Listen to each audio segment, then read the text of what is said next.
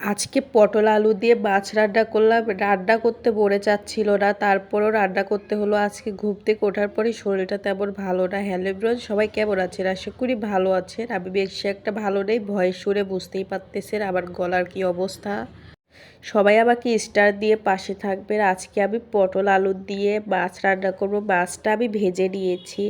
ভাজা মাছটাই তরকারির মধ্যে দিয়ে দিলাম। তরকারি কষিয়ে নেওয়ার পরই এখন মাছ আর তরকারি একসঙ্গে কষিয়ে নিয়ে তারপরে পরিমাণ মতো ঝোলের পানি দিয়ে দিব।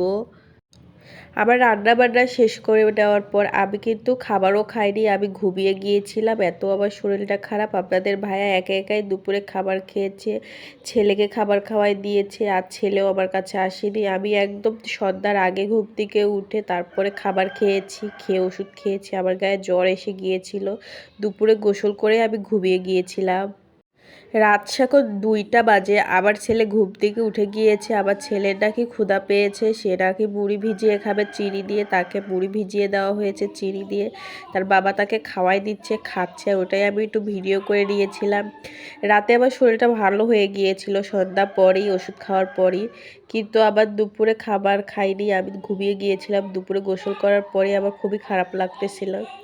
রাতে ঠিক হয়ে গিয়েছিল, কিন্তু দুপুর পর আমার গায়ে প্রচুর জ্বর এসেছিল, আর গলা ব্যথা, চোখ আর মাথা ব্যথা ছিল প্রচুর আমার ওই দিন। আর এই যে ছেলে মুড়ি খাচ্ছে, ভিজিয়ে দিয়েছিলাম চিনি দিয়ে। তাকে বলা হচ্ছে খাবার খেয়ে ঘুমিয়ে যাবে বাবা। হ্যাঁ, ও ঘুম থেকে উঠছেই 2টার সময়, ও ঘুমাবে কি? তারপরে ঘুমিয়ে গিয়েছিল। এই যে বিছানাতে নিয়ে আসছি, বলতেছি ঘুমাও, ঘুমাবে না। আজকের মতো ভিডিওটি এখানেই শেষ করলাম। আমার জন্য সবাই দোয়া করবে। আমি খুবই অসুস্থ। আর সবাই আমাকে স্টার দিয়ে পাশে থাকবেন। আল্লাহ হাফেজ।